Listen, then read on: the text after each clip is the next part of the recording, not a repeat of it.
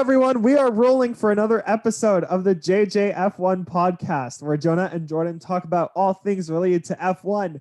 Today, we are going to talk about the 2021 Monaco Grand Prix, where Charles Leclerc didn't start from pole because of his drive shaft gearbox problem that was whatever happened in qualifying. Max Verstappen ended up winning, with Carlos Sainz from Ferrari getting his first podium in the red in second place, and Lando Norris ending up in third, with a major strategy battle, lots of ups and downs. Not a lot happening on the track, though, but a lot happening behind the scenes and on the strategy team. So, Jordan, how did you feel about this race? It may not have been the most interesting on the track, but definitely the strategy battle was there. Yeah, look, I thought it was not the most exciting per se, but I thought it was the most interesting race that we had this year so far. And cherry on the sundae, we had the best podium of the year. 3 different teams. I believe it was the second youngest podium in F1 history, if I'm not mistaken, which is great to see. I really enjoyed seeing Carlos and Lando, the best friends, being on the podium together finally. And it was, Jordan might not like this, but it was nice to see the Tifosi have a nice day, the Ferrari, the red, back on the podium after a brutal 2020 that they had. You know what? I will agree with you. It makes me really happy to see Ferrari back on the podium. I think both of us will say, though, that it is an absolute shame that Charles Leclerc was not able to start his home race from pole. And it's a major, I mean, I don't know if you have this as part of your race review, but it was basically a damned if you do, damned if you don't situation at the Ferrari garage, where after Charles Leclerc's crash, you take the gamble of saying we could run the gearbox and not take the penalty, but run the risk of not starting the race? Or do you change the gearbox, take the 5-place grid penalty, start from P5 and salvage some points? Look, it's a very, very, very peculiar situation, because you had Charles Leclerc, who was in pole position when he crashed, but we saw as he had the crash that Verstappen, Bottas, and Sainz were putting in faster sector times. Purple sectors. They were putting in purple sectors. So pole was really up for grabs between a Red Bull, a Ferrari, and a Mercedes. And it's very interesting that didn't end up happening. We weren't able to see that play out. And Toto Wolff said in an interview after qualifying, he said that there should be a rule like in IndyCar where if you cause a red flag in a session, your pole lap or your fastest lap should be deleted. And honestly, I think that could be very interesting going forward. We can have another podcast debating this topic, but I unfortunately agree with Toto. I think that I would have loved to have seen Carlos, even Max on pole. If they were putting in faster time, I think it was very unfair to them. But look, we had Charles not start on pole. It wasn't a gearbox issue. It was a rear issue, but something that they didn't check that morning because they were mainly focused on the gearbox. Because if the listeners who don't know this, if you change the gearbox between qualifying and the race, that's a grid penalty. It ranges from 5 to 10 places. In most cases, it is 10 places. So he would have went from pole to 10th position if he had changed the gearbox, which is big in Formula One and big for the Monaco Grand Prix, where there are not a lot of overtakes. Yeah. And this year, we were very, very weak in the overtake department. Jonah, what do you have to say for this segment? Okay, well, we're gonna go right into it, actually. So for those of you who have not listened to any of our race reviews before, we have 4 major points that we want to talk about. For each of us, we have the most dramatic moment, the best overtake, the most entertaining moment, and the most surprising moment. So also, before we go into that, I'm happy that you mentioned 3 different teams on the podium, because the Monaco 2021 podium was the same as the Monaco 2011 podium, where a Red Bull, a Ferrari, and a McLaren were on the podium in that order. In 2011, it was Vettel, Alonso, and Button. And Yeah. this year it was Verstappen, Sainz, and Norris. So very interesting to see. You know what? Let's go into our most surprising moment of the race. So for me, the most surprising moment was definitely the absolute masterclass of the Aston Martin strategy team. I know that I look, I love Aston Martin. Everyone that watches this show knows that we are huge Aston Martin fans. And I am so happy that finally, in the most intense, in the most difficult race of the entire year, both cars got into the points. And it was due to an absolute powerhouse strategy call from Aston Martin, with Stroll, who was starting in 13th, deciding to stay on the start on the hard tires, go long, and then switch onto soft tires and push his way up and beat everyone on strategy, to Vettel, who started on the same tires that he went on in Q2, but still managed to gain places from Lewis Hamilton and from Pierre Gasly, and to end up in P5 is absolutely amazing. And there was a genius strategy move, like Mercedes hitting Hamilton twice in Barcelona. Getting both cars into the points was amazing. And the way that it turned out with Vettel P5 and Stroll P8 was absolutely great. And that for me was my most surprising moment, is that they managed to pull that off. Well, that's, I was going to talk about that a little later, but I won't get into that now. But I do agree that that's so great to see. I was so happy. And for those who don't listen, for those who do listen, they know that I love Aston Martin. I'm a very big fan of Lance Stroll. But unfortunately, this season, I don't have a lot of faith in them. And Jonah knows this. I text him this all the time. It's not happening. Not this race. Not happening.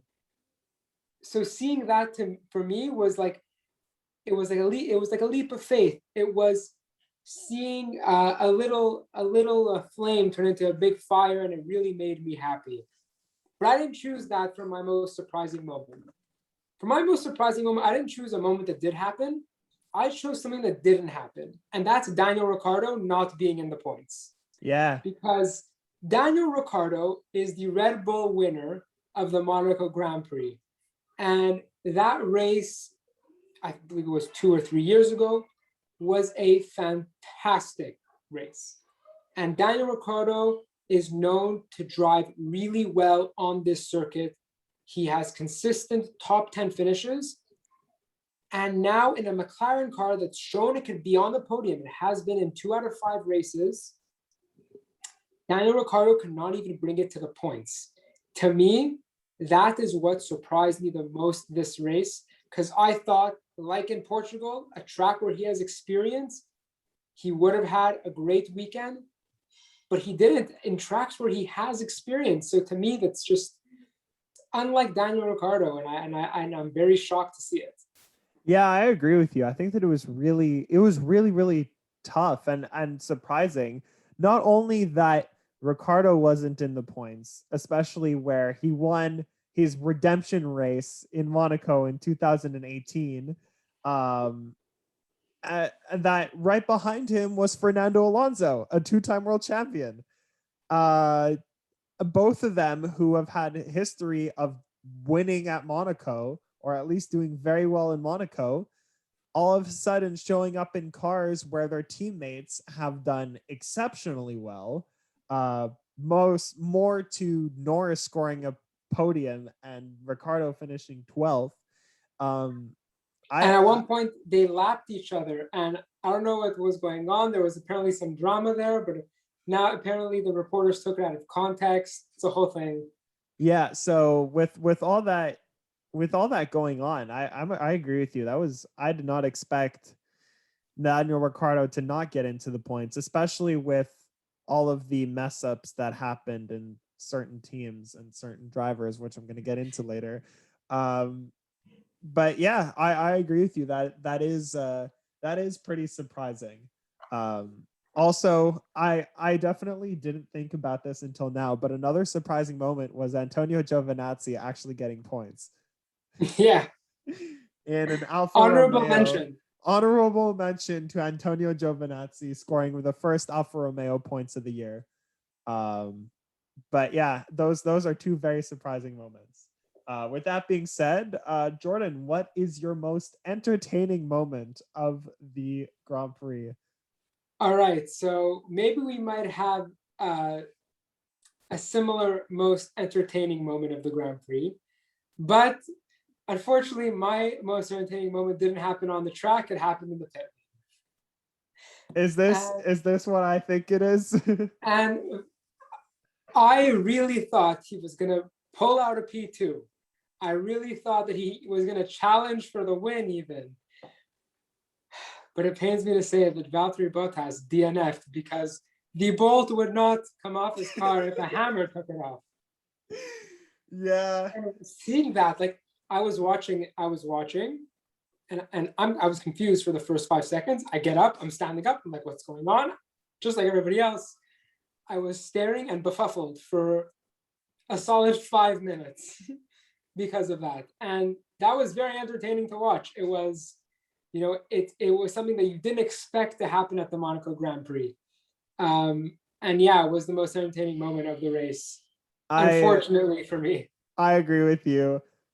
Look, Valtteri Bottas has been at the butt of so many of my jokes, and I keep on saying it's like what he's not gonna pick it up, he's not gonna do anything, and whenever something bad happens at Mercedes, it's always Valtteri Bottas that is victim of it, and it showed so much this race where you managed to, for the first time in a very long time, actually beat your 7-time world champion teammate By a substantial amount. by a substantial amount. Let us not forget that Hamilton finished the race in 7th place and that Max Verstappen and Red Bull are leading both championships. And it's the first time that Mercedes hasn't led the championship since Germany of 2018. Just saying. But Valtteri, I feel at this point, I find it comedic and extremely funny that whenever something goes wrong, it always has to be with Valtteri Bottas. There could be a completely normal race throughout the entire grid, and for all we know, Valtteri Bottas's tire is just gonna fall off, or he'll have a gear shaft problem, or his engine will just blow up, or who knows, but it will always be Valtteri Bottas. And normally it would be his own doing, but this time it wasn't. And that just adds to just a mix of bad luck and selfish for the wrong reasons that I've been saying throughout this entire season about Valtteri Bottas. Um, but that wheel nut, I saw a great meme about that actually was Mercedes. It was a meme of Mercedes slowest pit stops in the last year, and number 2 was Secure 2020, and then number 1 was Monaco 2021 going at 21 hours and counting because they can't get the wheel off. So that was an absolutely entertaining moment, and it was mine too, surprise surprise. But Yeah, I I find it expect. so funny. But Jonah, having said that, let's get to the overtaking. All That right, didn't happen, but that we're going to talk about anyway. you know what, let's talk about overtaking. Okay, there was one or two, there might have been one or two actual on track overtakes, uh one of which I will talk about later because of that weird TV coverage that happened this weekend. But I'm taking this more of a symbolic route than an actual substantial impact on the race. I'm going to talk about lap 1, where Nikita Mazepin passed Mick Schumacher at the hairpin. And who knew? I mean, same thing with Nikita Mazepin. He's been at the butt of so many people's jokes, not as much as my jokes, but of a lot of people's jokes. And his entry into the F1 grid was not really respected by some or by most. And he finally showed, I mean, his race wasn't fantastic, but he finally showed that he could actually stick it to his own teammate and ended up passing him at a place where normally you don't expect a lot of people to overtake, especially at the slowest corner in the entire F1 grid. The only turn where drivers are actually in first gear, and that's the speed around that corner is 50 kilometers an hour. So I will say props to Nikita Mazepin for that. That was my best overtake. I enjoyed it for a symbolic reason. Yes, I was actually going to talk about that same overtake. Funny enough. Wow, we're on par today, Jordan. Yeah, today we're getting along. We're doing well. Yeah, I was going to talk about that same overtake because it's the only overtake, like you said, where you're in gear 1, the hairpin, slowest, part of the F1 calendar, and I would say it's symbolic too because there's the kind of this. I mean, I'm not really one to speak, but there's sort of this unspoken rivalry between Mick and Nikita Mazepin, just because Mick is the one who's really in F1 because he deserves it, whereas Nikita Mazepin, I'm going to say, is less so. And so, because Mick has been showing that he kind of deserves more to be in F1 than Mick, I feel like that was kind of a coming out party for Nikita Mazepin to be like, I'm here, you can't fuck with me on lap 1. Excuse my language. On lap 1 of Monaco. But yeah, it's actually funny how I was supposed to talk about that same overtake. We're on par today. For many episodes where we've had lots of hot takes and lots of disagreements, this has actually been a very, very calm episode. Yeah. With that being said, we're almost at the end of it. What was your most dramatic moment? So my most dramatic moment is what was not shown on TV. Unfortunately, the most dramatic moment was when Vettel was coming out of the pit lane. And I think it was maybe like the only wheel-to-wheel battle we saw in the race. The entire race. The entire race, aside maybe from lap 1, where Vettel was coming out of the pit lane, and Hamilton and Pierre Gasly's AlphaTauri were also in range from when he was coming out of the pit lane, and they were neck and neck as soon as he came out of his lane. And Hamilton was a little bit more behind, and he was battling more with Gasly. What was so dramatic about it was the fact that we didn't get to see the end. And the producers, I've seen many videos about this, where F1, normally has full coverage and full control over the production of the races, except for the Monaco Grand Prix. Exactly. They have a certain deal with another production team. A channel from France, I think. Exactly, where they handle the production. And these guys, they got to go. They got to go because I didn't get to see what happened at the end. And as soon as they wanted to show a replay of what happened, they went back to cutting it and showing something else. Yeah. And it was just an absolute travesty. I agree with you, actually. We're very much on par today. Yeah. Where, I mean, let's not forget.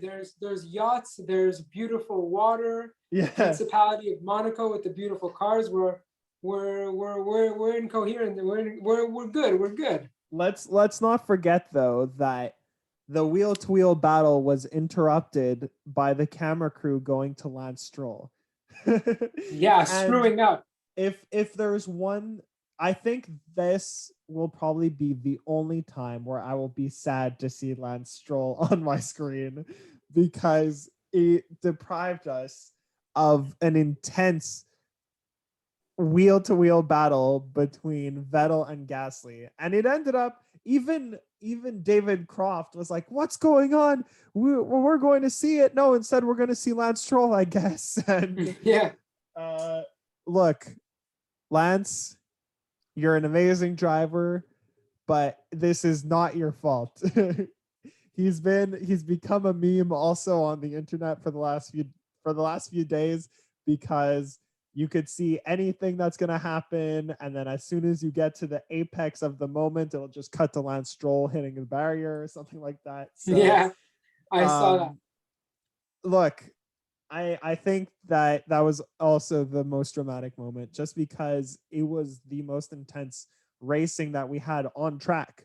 I mean, Monaco is a completely different circuit, just because of its history, of the fact that it really is the definition of a street circuit. Your pit speed is limited in Monaco. Normally it's 80 kilometers at all tracks. It's 60 kilometers in Monaco. Strategy is the most important of all in this race. And the one actual wheel-to-wheel action we got, it just ended up being shut off by the production crew. So I agree with you. F1 media, please take it over, because Yeah, I don't want that to happen again. and the lack thereof. It's funny because every year in Monaco we have at least one or two really good overtakes, especially at the Nouvelle chicane, Yeah. coming out of the tunnel, because that's a really hard braking zone. After a long straight with a braking zone that's sloped downwards, we normally get a lot of, not a lot, but some overtakes done there. Also, sometimes we get some close action at swimming pool. This year we had nothing.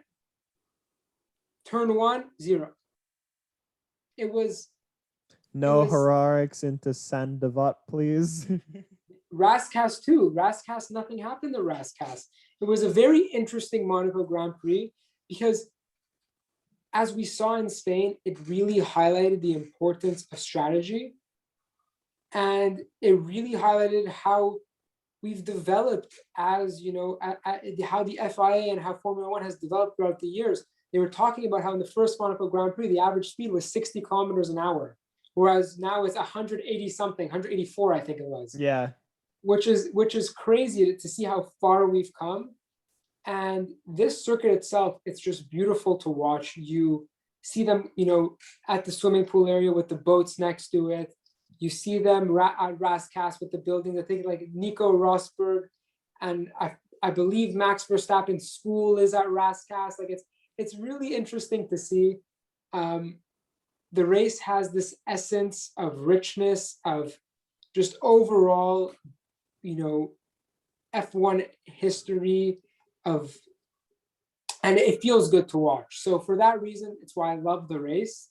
And it really highlighted the importance of strategy, because we did not get any real wheel-to-wheel racing.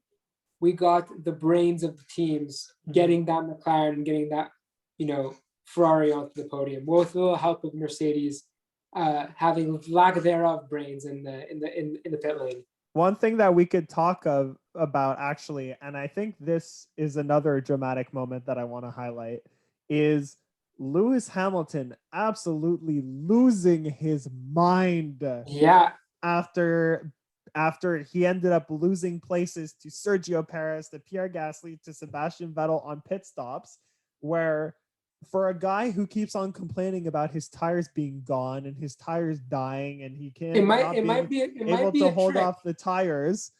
Yeah, if it's a trick, then I will be very surprised at this mental game that Lewis Hamilton's been playing for like 3 years. So well, we know that McLaren has the code. They have like like Lando says, like tires are 3, rears are 4, and they have some sort of code that we can't figure out. Yeah, but yeah, just to see Lewis Hamilton lose his mind like that after his strategy team, which has saved his races so many times, even this season in Bahrain and in Barcelona, um, completely miss this week. And neutral F1 fans are definitely thanking Mercedes for it, but Lewis Hamilton is definitely not thanking his strategy team for it. And No. I think that 7th place is extremely disappointing for him. Yeah, especially now that he is behind Max Verstappen, the Dutchman, in the World Championship standings. Jonah, do you have any predictions for Baku? It's coming up in 2 weeks, and I know that it's one of your favorite races. I am so excited. This is my second favorite race on the calendar because the Canadian Grand Prix will always be my number 1 race on the calendar. But Baku, I am so excited. And the title fight that we have just gotten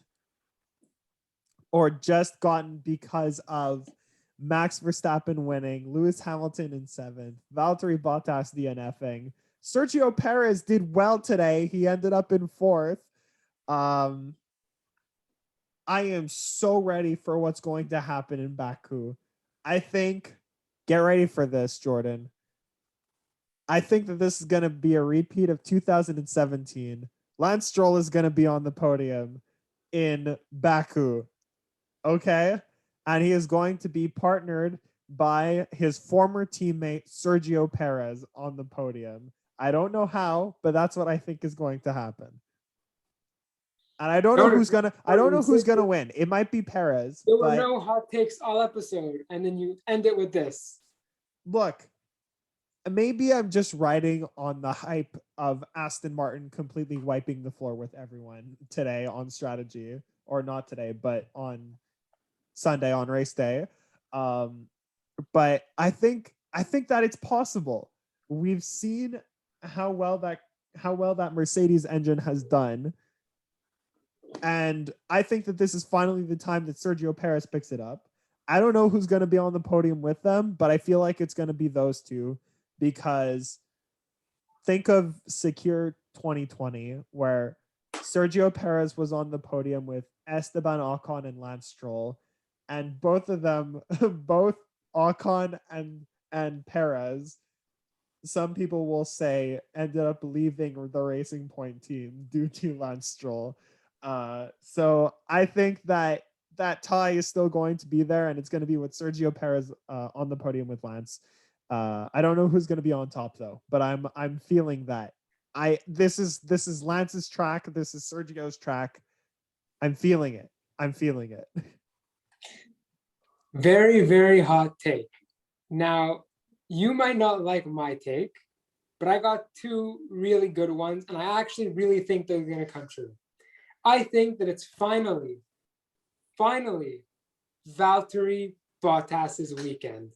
You said this for Monaco, Jordan. We don't know what could have happened in Monaco had they not had a bolt that didn't come off. He will be in P1 and will win the Azerbaijan Grand Prix. In P2, we're going to see the man who said, I am stupid. He's not going to be stupid anymore. He is going to be in P2. The Monegasque himself, Charles Leclerc, is going to be in P2. I think that Ferrari showed that they're capable of doing really well on street circuits. Baku is another street circuit. That engine is evolving. He's evolving as a driver. He has fire in him from last weekend from not starting. He will be in P2 and will follow up Valtteri Bottas in P1 at the Azerbaijan Grand Prix. So I have Lance and Perez. You have Bottas and Leclerc. Could we just come to a middle ground and say that Hamilton is going to fill out both of our podium positions that we have left? Sure, that's a very safe bet. Yeah, this is a very safe bet. So your podium would be Bottas, Leclerc, Hamilton, and mine would be Hamilton, Perez, Stroll. So Verstappen is not. We forgot about Verstappen. You know what? Who knows? Max Verstappen hasn't had the greatest time in Baku, so This is also his first season where he has not DNF'd in the first 5 races. Maybe sixth time's a charm. I don't know. Who knows? But I really am confident in Bottas and Charles Leclerc's capability to get themselves on the podium. I'm confident in it. I think the last place will either be Hamilton, Verstappen, one of them two. But I think it's Bottas and Leclerc's weekend to shine. Well, I cannot wait for Baku. This is probably the most hype that I've been for a race that isn't the Canadian Grand Prix.